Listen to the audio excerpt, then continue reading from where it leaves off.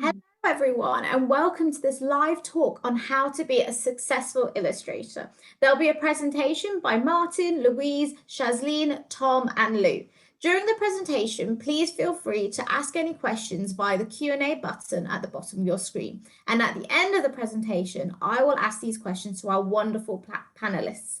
But without further ado, I'll now pass over to Martin. Oh, hi there.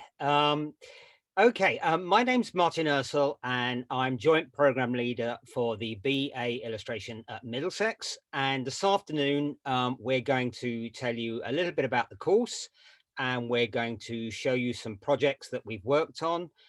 Louise is one of the senior lecturers at Middlesex, and she's going to talk about the first year. And then Tom has just finished his second year, so he's going to be a third-year student in September, and he's going to talk about one of his second-year projects. Lou is just graduated. She's just graduated, so she's going to talk about her final major project. And Shazleen is one of our GAAs, but she also was a student on the course, and she also was a student on the MA that we have at Middlesex, and she's also a very successful illustrator. And she's going to talk to you a little bit about some of her commissions and some of her work. So just before I hand over to Louise, I thought I would say a little bit first, as you're all interested in maybe coming to Middlesex. So the first thing, I thought I'd give just three little points really, or tips on what we would look for if you're thinking of coming to study with us. So the first one is, we want somebody who wants to do it. Now that sounds quite obvious, but actually, if you really, really want to be an illustrator and study illustration, then it helps really if you find out a little bit about it, you know, what kind of work illustrators do, what kind of lives they have. And I think, you know, just make sure you're kind of really informed about illustration. So that's tip number one. Tip number two, we like somebody who is interested in drawing, and particularly in observational drawing. That's drawing things directly from life. That's a big part of our course. We have life drawing that goes right the way through the course, and we're all big drawers. So we like somebody who likes to draw. And then tip number three, we like somebody who enjoys the challenge of a brief. Because I think one of the things for illustrators is they are people who enjoy working on lots of different things and lots of different projects, lots of different challenges. They're not really people who just like to do their own thing. So there's three very simple tips there that might help you if you're going to apply to us, get a place on our course. So right, I'm going to hand straight over to Louise. Louise. Okay, what a fantastic introduction. Thank you, Martin. Well, yeah, I'm Louise Weir, and I'm head of the first year at Middlesex. And what I'm going to do now is I'm going to talk you through one of the projects that we do at Middlesex in the first year. And like Martin says, this one is, a lot of it is to do with observational drawing, which is one of the fields where within my work that I like to help students with and showcase during this time. So I'm just going to share my screen, if you'll bear with me.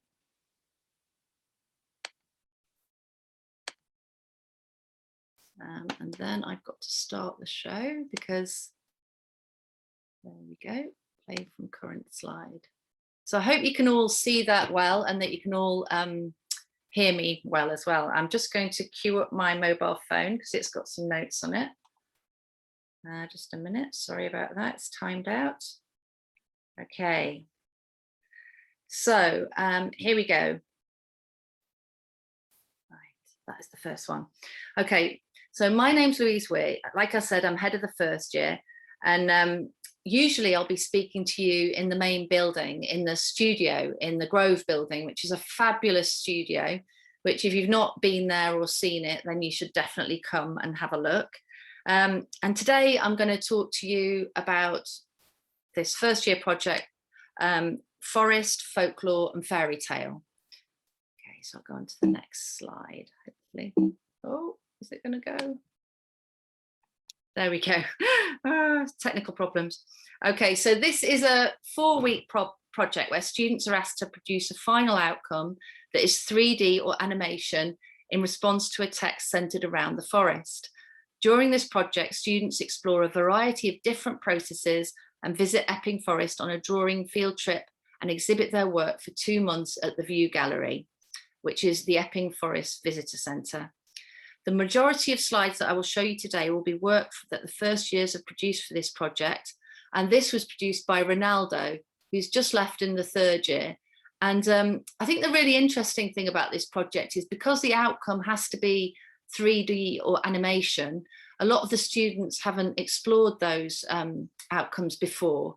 And Ronaldo was very much a digital artist before he started this, and this was his first foray into using 3D, and it was really successful. He used a bulb at the back and it shone different colors, and yeah, it was really, if you look very closely, if you look from a different angle, you can see a little lion's head in the middle. So yeah, really successful piece. Yeah, so like I said, within this project, one of the key experiences is a trip to Epping Forest, and we travel together by coach, and we take big sheets of paper and drawing boards and ink. And I know the forest really well, and I take you to a couple of locations. This is Loughton Camp, where apparently it was a Roman camp, and local folklore is that, what's his name? Dick Turpin used to kind of hang out there with his followers and use it as a kind of enclave to hide in when they were stopping coaches on their way into London. Whether that's true, I don't know. So these are students' drawings of the ancient trees in Wonderland in and around Loughton Camp.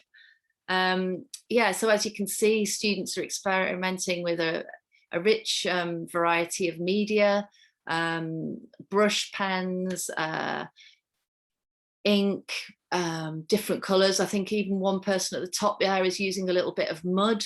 I'm very interested in psychogeography and the effect of landscape and our surroundings on our work.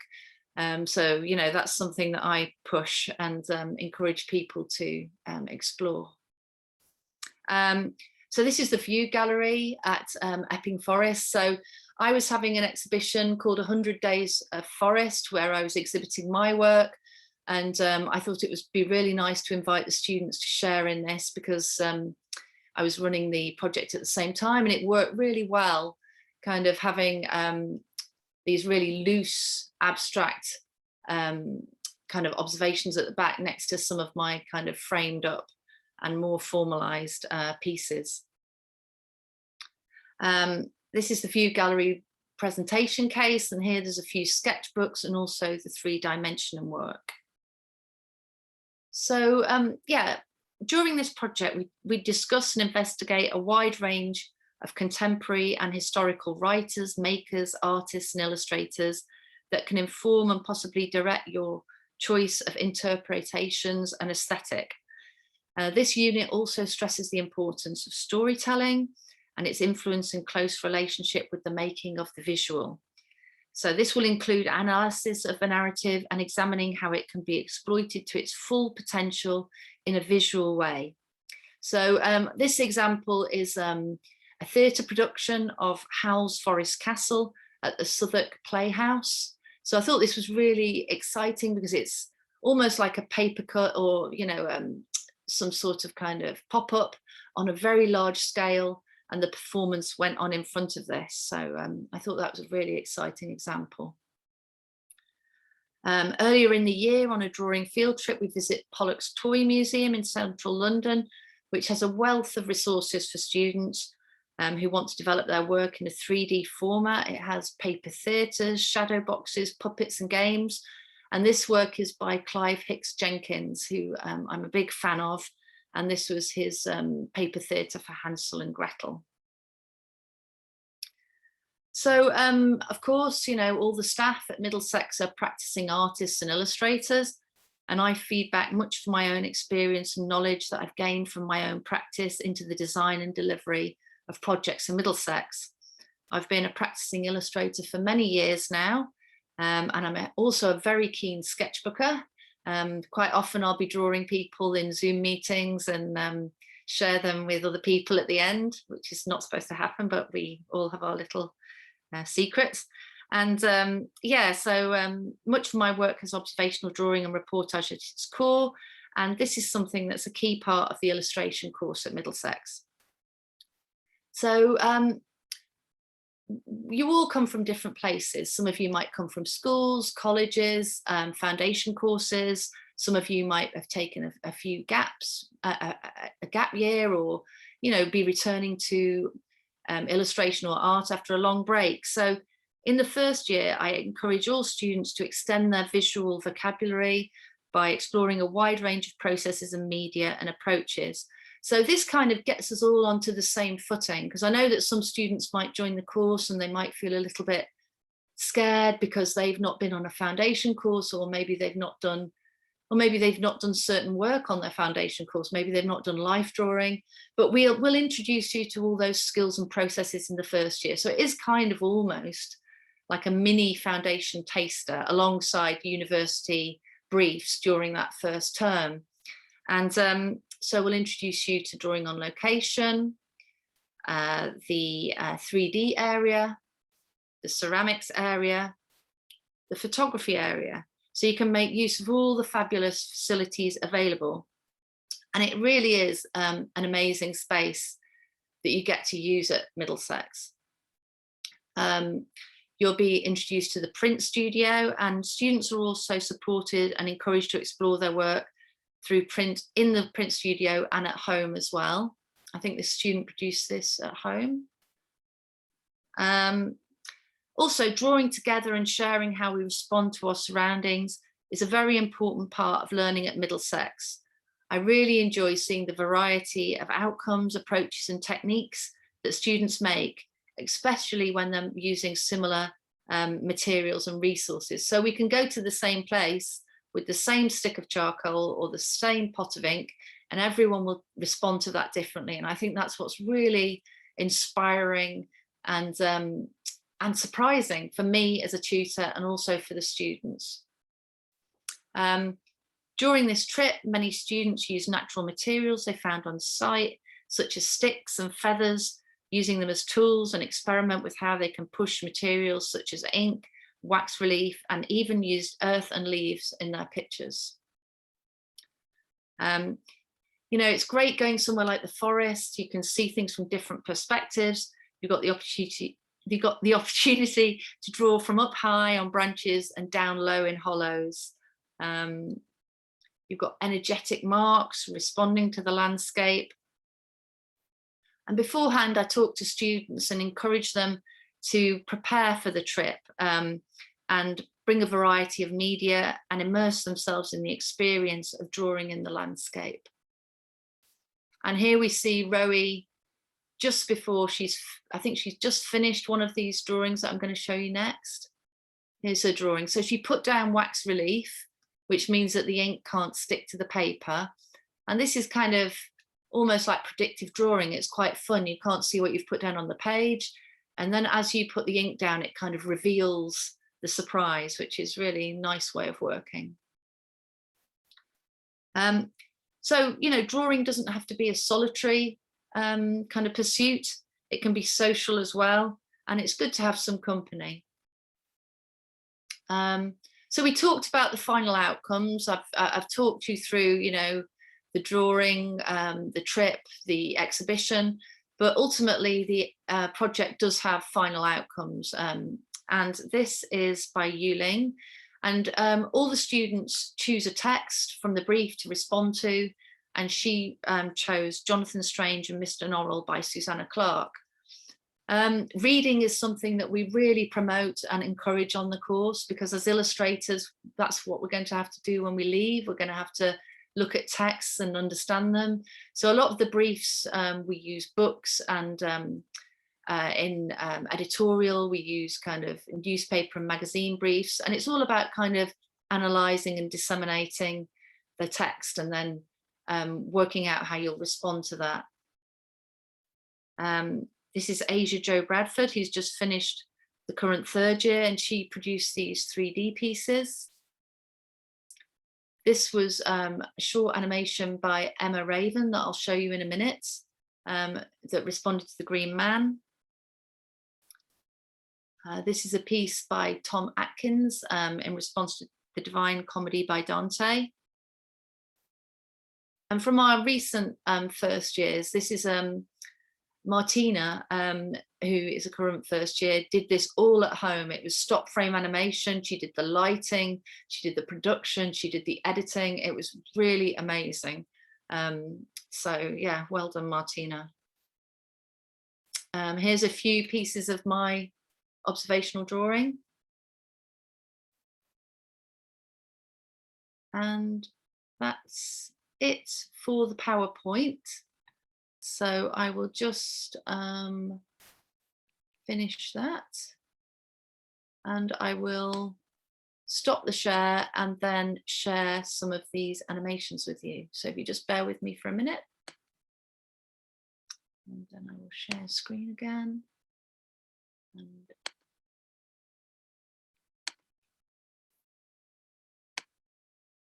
so this is The Green Man by Emma Raven.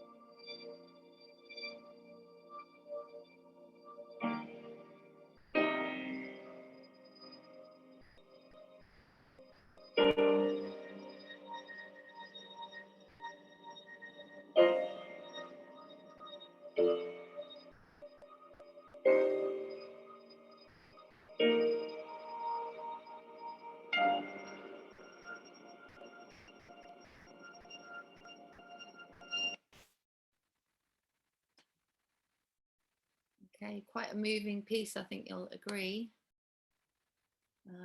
And if I just, I'm hoping you can see Dante's Inferno now. Can you see that? Give me the thumbs up if that's okay, Martin. Okay, great. Right. I'm just going to play this now.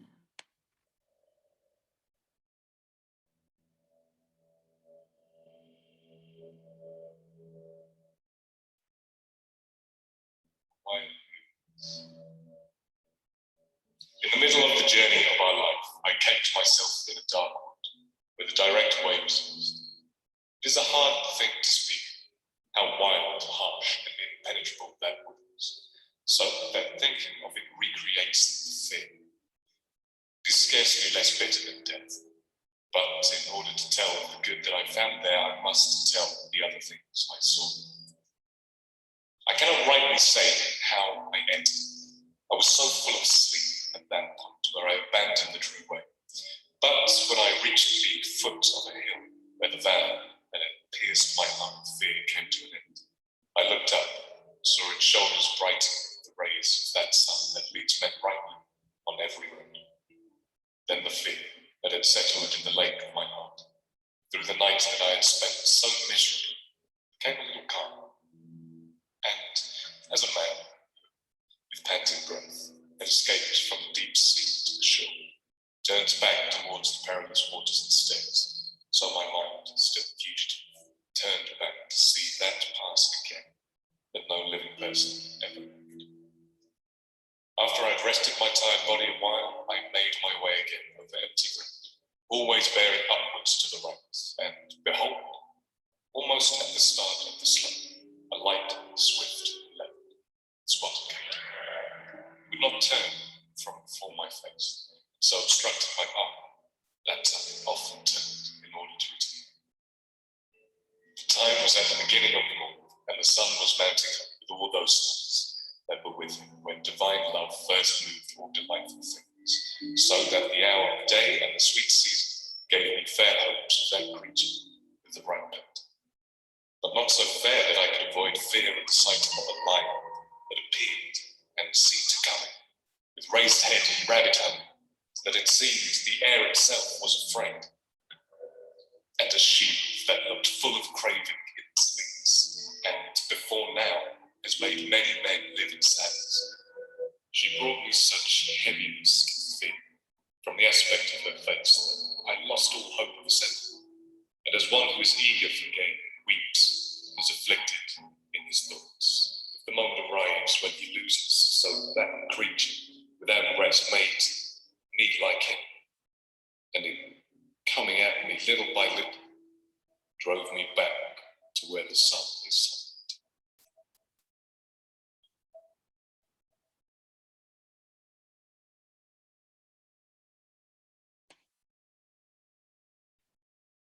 So really, really fantastic. And sorry, Tom, I forgot to say that that was yours there.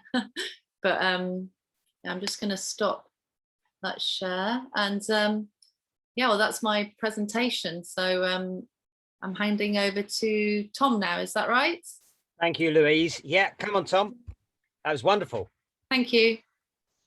I'm not sure how I feel about being reminded of my first job. I really enjoyed that project, Tom. I thought it was fantastic. So yeah. In fact, I'm just thinking you might have gone off during the second year. I'm joking. I'm joking.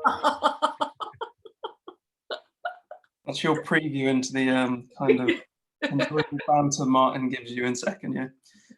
I'm going to mute now.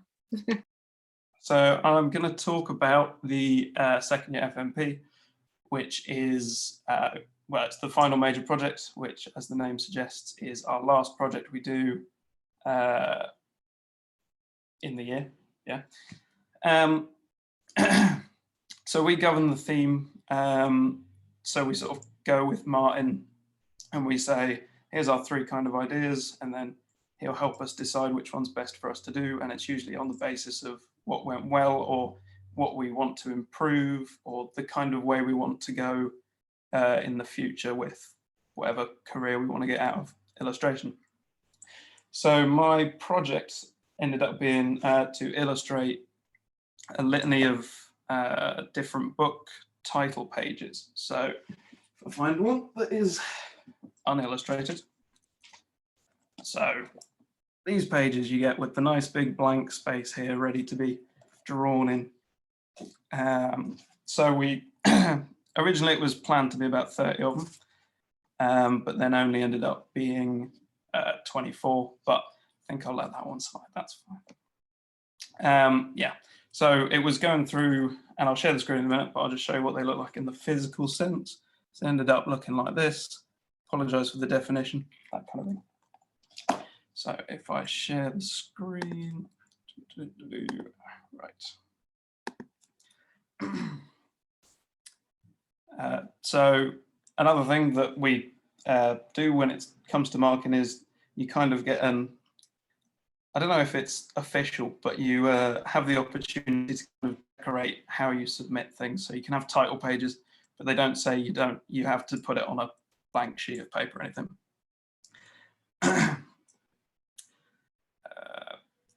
Not entirely sure how much I should say about each title page because some of them are a bit more self-explanatory than others. I think we should just see them, Tom. Just see them. See, Martin's in charge, it's fine.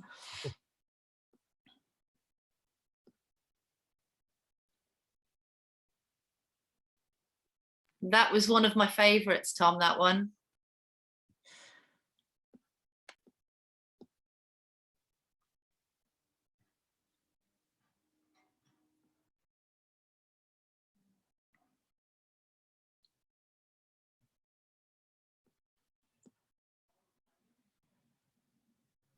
That was one of mine. I was waiting for your eyes to start picking up and go, ooh. I love that one. You'll get it eventually. It'll be on sale.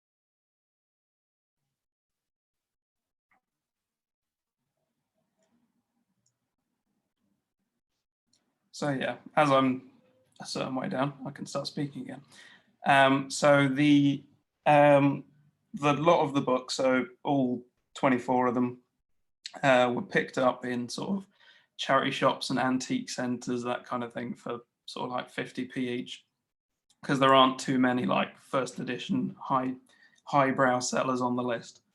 And then it was sort of from there was going to Martin with drafts and things, which you'll see later on, and then refining them down and going off of just the titles. So I haven't read most. I think I've read like 2 out of the 24, but it was about getting a response from just the things, just the information that you've got, which is useful for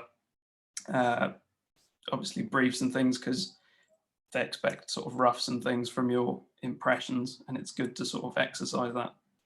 And the project was also good because it made me realize that the career path I want to take is with sort of illustrating books and narrative illustration and things like that. And this one annoys Martin and annoys me slightly, but you'll find out about that in 2 years' time.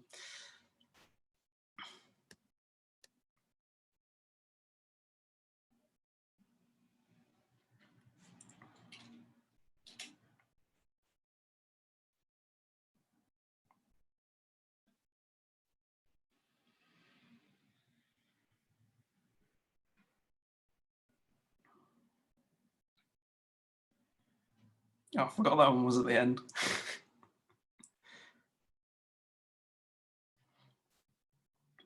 Yeah, this also is in there because so in first year with the print room, you learn how to do all these different print techniques, and it's the place I yearn for most, being away from uni. But obviously things like this, which is a lino cut, is very easy to make, and they, like Shazleen, when I was in first year, sort of taught us all how to do proper lino cuts and things. And it makes you realize that you can sort of take things from one area of the course and then just use them in a different area and just kind of experiment with things. And I can show you an example of the final rough drafts that ended up being drawn into the books. So obviously when you get a brief, you draw, if I zoom in a bit, you draw your drafts and your roughs and things, and then obviously you end up getting them approved or saying this needs tweaking, that kind of thing. So yeah, you sort of can see how it's gone from there to the final pieces. Zoom back out, see if there's any more. Yeah, so that's what the lino cut looks like, basically. And then I think that's all the things I have to share from that project. Yeah. Thank you very much, Tom. Lovely, lovely. Yeah, wonderful. Really wonderful. Thank you. Lou, over to you. Yes, hi everyone. I will also share my screen. I just finished my 3rd year, and this was my final major project. I don't have a lot of pages like Tom had, and I've worked basically just digitally. And so my FMP was about, originally I wanted to do like a redesign of a band, like, you know, merchandise and music video, but Nancy, the course leader, didn't like the idea. So I very quickly had to change my mind. And so I came up with the constellations, which I'm sure everyone knows. But what I think was the interesting thing is that not many people know the story behind them, and most of them have like really beautiful Greek mythology. And originally I wanted to pick like, I think 20 constellations, but then with the given time, sadly I had to shorten this to 4. And I came up with a set of postcards for 4 of the constellations. And so these postcards had one side where you see the illustration, and then when you flip, you have a QR code, which if you scan, it takes you to a website that you can read the story behind the constellation. And on the front of the postcard, I actually made a non-existing phone app, which if you scan the postcard, it will show you a virtual reality of the postcard, which I will show you in a second. So this is how they would look like. Obviously it's the back and the front. And I also poked holes where you can actually see where the stars on the sky actually align. And if you hold like a torch behind them, then you can actually project it to a wall. So maybe for children, it would be also fun to do like this. And this is the actual phone app. I mean, I haven't designed the actual phone app. It is obviously a mock-up. And so if you scan the postcard, it will give, like, obviously you will need either an iPhone or an iPad. And it will actually show you as if it is sitting on your desk. So it would actually see the shape coming out of the paper, basically. And I will show you a video in a second of this. And I've designed a website for all of the stories itself. So if you scan the QR code on the back of the postcard, it will take you, for instance, this was the twins, the Gemini, and it takes you to a website where you can actually see, it's like, how to say, like page by page, like the story, and it is illustrated and slightly animated as well. These are the layouts. And I'm gonna show you 2 videos. Hopefully it will work.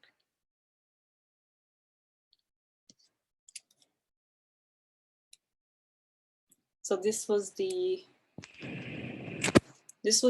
AR. I hope it's visible. So you would basically see it in 3D. And I've animated the fish itself. It looks like a very technical thing, but I have to say I don't know much about technology, and obviously I had to do it very quick.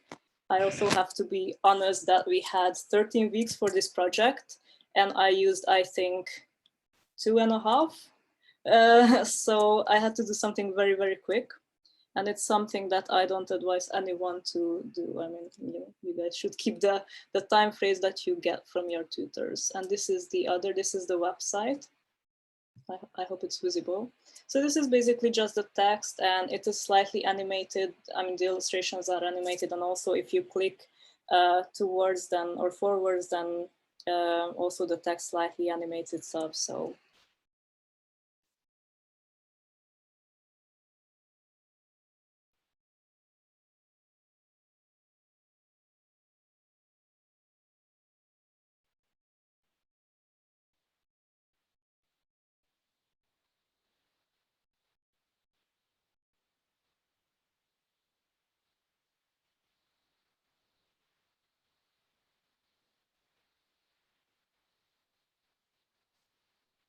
So this was pretty much it. Thank you, Lou. That was lovely. And although you say you had 13 weeks, of course, you weren't just doing that one project. There were lots of other things going on as well. Yeah, that's true. Yeah. So you made that sound worse than it was. Lou did a fantastic professional practice project with self-promotional items, business card, invoice, and another website. So, you were working hard. Yes, you were. Thank you, Lou. Over to Shazleen. I was just taking a drink. Let me share my screen. Cool. Yeah, so I'm Shazleen. As Martin introduced me earlier, I'm a graduate academic assistant on the course, and I graduated from Middlesex in the BA course in 2017, and from the MA course in 2018. So since then, I've been working as a GA here and also working as a commercial illustrator. What you would have already noticed from other students speaking about their work is that the way the course is designed is we really do design it like a commercial brief. So, you know, when you go on to study here, hopefully, you'll be getting like a sheet of paper that's like a brief, which will give you all the directions for the projects you might be doing, especially in first and second year. And then by third year, you'll be designing maybe your own projects and definitely be doing that in your sort of FMPs and stuff like that too. So I wanted to sort of show you guys, you know, you've heard from our students, you've heard from our tutors. This is kind of the thing that you might be doing when you leave us in far distant future and working commercially by yourself. Also to note, some of our students do work commercially during the course as well. I know I certainly did a few commercial projects. There's also often like opportunities to do commercial stuff, either part of the course, and those opportunities kind of come as life briefs spontaneously when sort of the opportunity arises.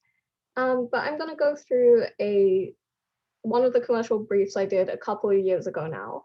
And much like Tom, I'm an illustrator who works mainly in narrative and comics. This one was actually a book cover design gig, and I've sort of given this lecture a few times now, but so just to go over it a bit and to give you a bit of a taster, when you're working as an illustrator, as I said before, you usually get a brief and the client will sort of give this to you. I think every client is a bit different, so they'll have different things that they might ask. They might give it to you as a document, but often now I get it as like an email, and they'll just outline everything that they want me to do in an email. I've got a typo in there, sorry for that. But this is like the example of the briefing email that I got from this particular client. I blacked out sort of specific things because not to like give away any secrets or whatever. But I've also highlighted sort of the areas that are really important. And this is kind of a skill that you learn during the course that you will take forward with you when you work with clients and stuff as well. Usually the clues of what you need to be doing or what they kind of want from you is in the email and the initial contact that they have with you. So in this case, they wanted a cover for a middle grade or YA memoir, which of course indicates like the audience and kind of the genre of the piece. They wanted a cover art, and they sort of highlighted here some of the artwork that they liked from my portfolio, which not every client does that, but this was a pretty nice client who had looked through quite thoroughly in my work and obviously had done their research. And they've also sort of attached a memo for details and highlighted things that they'd want to include. So like key stuff like the setting, the main character, a cat, all that kind of stuff. And then they give details about like the timeline and things like that. Often afterwards, you'll do a bit of like contracting. So they might send a contract, they might ask you for a contract. But as you sort of get more into the work, your client might send like specific references. So again, this was a pretty nice client. They both highlighted like particular images they were interested from my portfolio, and also given me really specific like references of the area, because that was really important in this particular cover to have like the location down. So they sent me all of that kind of stuff. And then from there, again, similarly to some of the other students you've seen speak today, you'd go through a round of roughs. So I try and do like a few roughs, and especially when it's a client of this size, I like doing colored roughs so they get a really good sense of like what they will be getting at the end of it. And I try and make them quite loose so I'm not spending very long on it. And things like this usually take about half a day for me. I work quite quickly, but this is the kind of stuff that I'll sort of send it. I might send them as like separate images too, but usually in like one file so they can compare. And often I find like that's best because you get all the ideas out as fast as possible. And also you don't get too married to an idea before like the client comes and they look at it. So then the client, again, very similarly to how your tutors might respond to you at university or school. The client will often pick like the image that they prefer, and in this case, they really like this one, and they sort of were happy with like the composition and things like that, but they wanted a few changes. So from then, you know, they might ask you to explore some different avenues of like color. They might have some small edits of the composition, and we're still keeping it very, very like rough here. You can see the working title of this book as well. This is not the final title of the book, but I try and include that, especially in something that's a cover where someone else is going to be doing the type. I'll try to indicate like where you might want to put the type in the image in case they're having trouble like picturing it. And also to show for myself whether or not my composition actually had enough space for it. In this one, you can see it's a bit crowded because of the amount of type that they wanted on this cover. So here we already knew there was going to be some problems. Then here's some more roughs. And one of the things that like you'll learn very quickly as soon as you leave university is clients often have way big ideas, or they might go in a completely different direction randomly, as you'll see in the next slide too. And it's really like normal, especially for something like a book cover, to go through loads and loads of roughs. And this is often because like it's not just like, you know, your author isn't hiring you. There's an art director who's hiring you, often also a graphic designer who might be corresponding with you directly. There might be marketing boards and sort of focus groups who are in the mix too, who have opinions or who have specific feedback that they're hearing on their side, and they're all feeding that back to you. So it's really normal for like work that you've made to go through loads of renditions. And that's why, again, it's good not to go straight to final image, because if you compare like these ones to these ones, they're like night and day. And then again, sometimes they'll even after that point come back and have like wild new feedback. So at this stage, I think up until here, they'd been very happy with the colors, and then they came back and had a very different idea of the direction they wanted to go with the color scheme. So they gave this edit back to me. And then I went through a whole new round of like quick renditions to sort out some of the like feedback they'd given, and also try some different color palettes until we finally reached, and this is after I think about 10 rounds of roughs. We finally reached the final version of the cover, which you can see there on the left-hand side. And then this version, I've covered up what the actual name of the book is. But it's really normal for something like this to last anywhere between 3 to 6 months. It's not like I'd be drawing something like this every, like, you know, I wouldn't be working on it every day. Often it would be something like you'd work, you know, maybe half a day on some edits, or maybe a full day if you're rendering something a bit more substantial like the final image. And you'd be doing this over the course of like a few weeks as you wait for feedback to get back to you. Or, you know, like they might say like, hey, we're, you know, get back to you later, or this is good for now and we'll be in touch. So it's not like 100% of your time. And often, again, as an illustrator, you'd be working on sort of multiple projects. So at the same time, I was working on a couple of comic projects. I think also probably a graphic novel at the same time as well. But yeah, so that's kind of a look into one kind of potential job you might be getting when you leave, and the kind of process of going through all of that. So I hope that was good. I'm gonna stop sharing now. Thank you very much, Shazleen. Very. Shazleen. What was that? Excellent. Thanks. Well, thank you so much to all our wonderful presentations. They've been really insightful and really informative. But if anyone has any questions, please pop them into the Q&A button and we'll be able to answer them for you. So we've still got a little bit of time left, so any questions, pop them in the Q&A button. It's at the bottom of your screen, and we'll be able to answer any questions that you might have.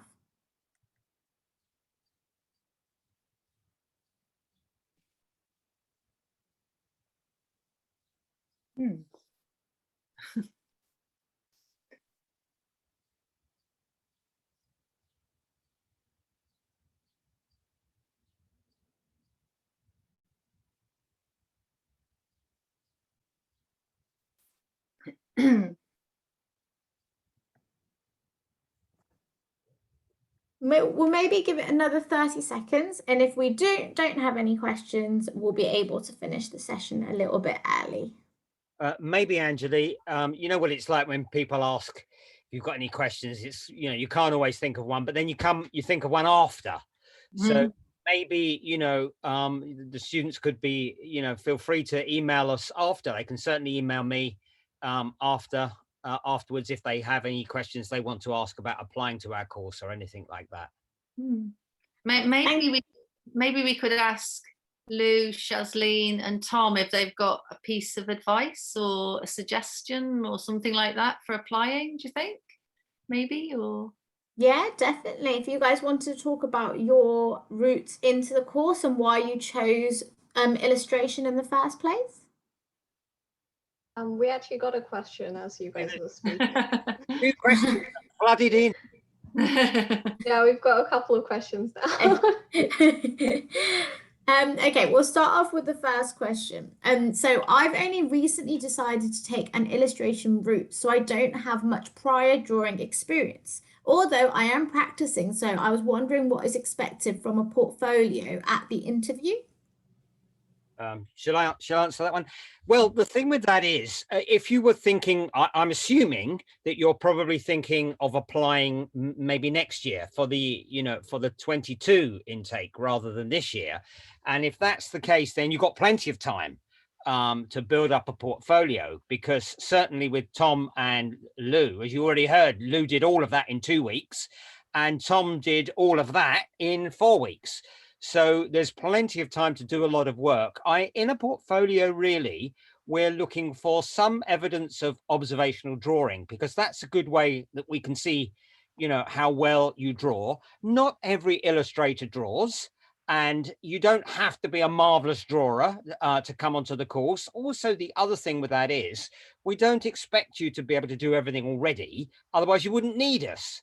So we're just looking really for somebody who shows an interest, I think, in drawing, because really as illustrators, that's one of the major ways we communicate with our clients and with each other through drawing. So we're looking for drawing. We're looking for some kind of personality in the portfolio. So it's quite nice, you know, if Shazleen or Tom or Lou or Louise or me, if we all showed you our portfolios, they would all have different things in there that were kind of to do with us, just to do with us. And so we're looking for that as well, really. And it's just about things you're interested in, maybe things you like drawing, maybe images and subject matter you like working with. So we're looking for that as well. And then if you've been on any kind of course, any kind of art course, maybe a foundation or a BTEC or even an art A-level, then we like to see some work outside of that work you've been doing for the course. Because again, one of the things with all of us is we don't need a course to be able to draw and make work. We would do that anyway. It's what we do. So we're looking for, you know, personal work as well as the work you've done on your course. I like to see sketchbooks. That's one thing I like to see, because you have your portfolio, and then I like it if people bring sketchbooks. If we actually have formal interviews, I always find it really interesting to look at people's sketchbooks. That's probably just because I'm a bit nosy, but yeah, I enjoy looking through sketchbooks. Well, thank you so much for that, Martin and Louise. I think that really answered the question there. So we also have another question in it. I'm a traditional artist. I draw portraits using pencils and paper. Any tips on how I could practice doing portraits digitally? I think that's one for you, maybe Shazleen or Lou. Yeah, sure. I think just for posterity and for like to say, we aren't specific on what medium you use, as you've seen from all the students that have spoken today. We all use a variety of techniques, and we often sort of induct you into processes that you might not be comfortable with or you may not have tried before. So you don't have to have a specific way of drawing to apply to this course. However, if you're really looking to get into digital work, we have plenty of facilities for that kind of thing, plenty of art students and staff do that kind of stuff, do that kind of style too. I myself being one. Saying that, I think the best way you could go about handling digital art is actually looking at the kind of work of artists that you admire. Often, like, I am a mixed media artist. I use both traditional and digital stuff, and often I find that the techniques I use traditionally transfer really well into digital work. The same principles are true for both, as is the same sort of treatment of color and all that kind of thing. So really, come as a digital artist, you're doing the right thing drawing with pencil. You can feed that directly into your digital work by finding brushes that might replicate your traditional style. But if you're going for a very different style, then definitely like look at artists you admire, research the kind of way that they create their drawings, and go from there. I'm being quite short too, because I know there's a lot of different questions as well. So should we go to the next one? Yeah. So the next question is, why do you think Middlesex is a good uni for illustration? Oh, right. Well, I could answer that. I think we all could, but Tom, why don't you have that one? Rule, Martin. I'm also taking a risk here. Oh, yes. We've already got profanity buzzer on standby. I'd say probably because when I was looking at courses, I'd done a year prior to this of working and a prior year to that on a music performance course. And then when I was looking at illustration courses, this one seemed to be the one that A, had a print room. So that was a selling point straight off the bat. And then B, the thing that appealed most was that there was an obvious opportunity for dialogue with the tutors. So when I went to the open days and things, it was kind of like, it was apparent that it wasn't going to be like A level where it's very handheld sort of tutoring. It's more, there'll always be something that one of the tutors will have like a connective interest in, and they'd always sort of encourage the kind of creative language that you're trying to navigate throughout. So it was very affirming to see that, I think. Yeah. Thank you, Tom. That's excellent. And the other thing I would add to that, I think, is that at Middlesex, one of our things is, Shazleen mentioned it in her presentation, but we're all professional illustrators. We all work at the thing we do, and therefore we bring to our tutoring and to the projects a really strong element of what it would be like if you were working outside as a freelance illustrator. So there aren't I've taught at lots of different universities and art schools over the country, and there aren't too many like that. We're all practicing illustrators. We all bring what we do to the course. And that's I think, a major bonus of coming to Middlesex. And as Tom said, the facilities also are excellent. One thing we haven't talked about is the contextual studies. The contextual studies is a really vibrant and relevant thread through the course. It's not like on some courses where you might be doing about, I don't know, French New Romantic, I don't know, some sort of kind of very obscure poetry or kind of art that has no relation to illustration. You know, what Sam does is she did an illustration course at Brighton, and she brings that into the course, and we reference contextual studies in the practical subjects and vice versa. And especially for those of you that are interested in research, I think you'll have a really good time on this course if that's something that you enjoy. Just thought I'd mention that. No, thank you for that, everyone.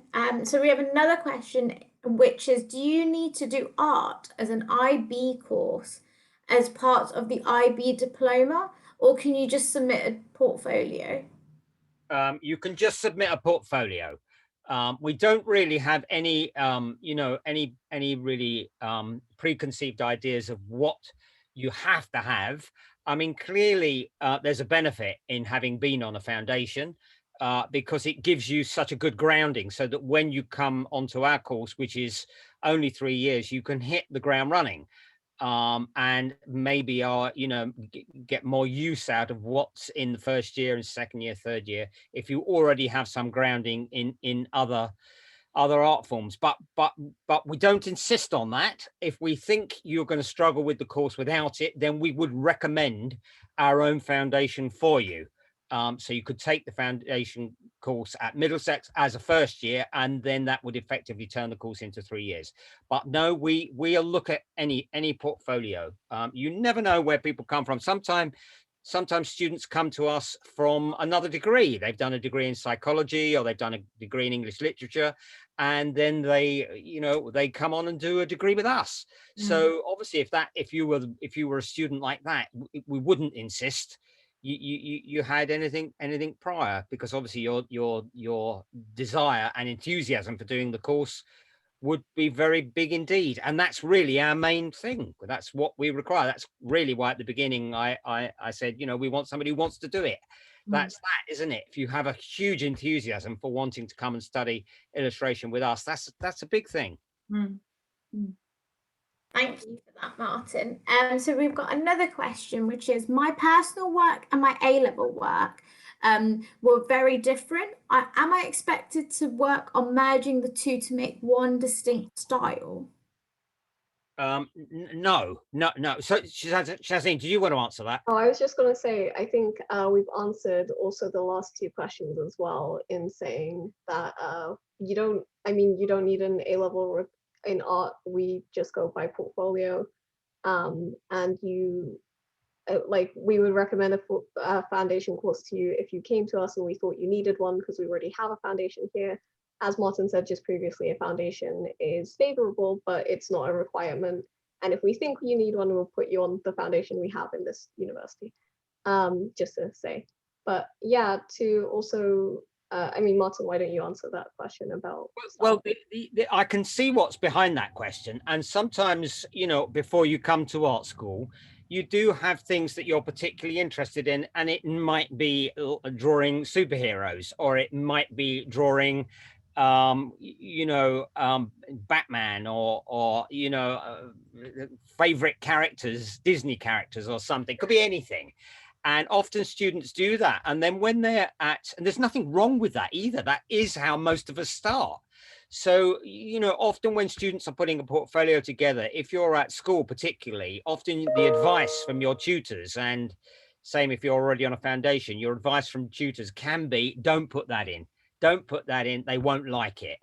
And my feeling with that really is they're probably right, because they're your tutors. And, if you come with a portfolio of work that isn't really, the kind of thing we want to see, that can be a bit of a shame, especially if you've left other stuff out. But what I would say really is what Louise said when she answered the question earlier. And that is, if you bring your sketchbooks, then probably everything about you is going to be in that sketchbook. There'll be personal work, there'll be ideas, there'll be things you've liked, things you've jotted down. So I would imagine that's the kind of ideal world. The bottom line from me anyway is to bring, what you want to bring, and follow your advice you're getting as well, because there's nothing worse than coming for an interview, not getting in, and then forever wondering, if I'd taken that, maybe I would have got in. So I would chance it. I would say one little thing there, which is bring something from everything you do. If bring some drawing. If you've done a bit of pottery, photograph that. If you've done some 3D, photograph that. If you've done some life drawing, bring that. If you've done some printmaking, put that in. Choose your best work, but it's nice to see how people's work translates across processes, because that shows that you're experimental and you're curious. And that's what we really want to see. We want to see people who've got an appetite and that curiosity. Thank you. So we have one last question.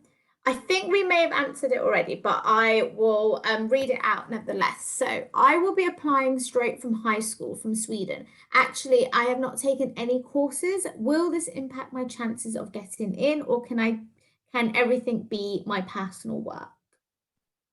That won't impede your chances of getting in at all. So the really short answer to that is no. No, I just apply with your portfolio and we'll go from there. Sometimes when we look at a portfolio and we think it's, you know, maybe not quite there, then as you know, both Shazleen and Louise and myself said earlier, we would just recommend our foundation to you first. But so no, it wouldn't impede your success.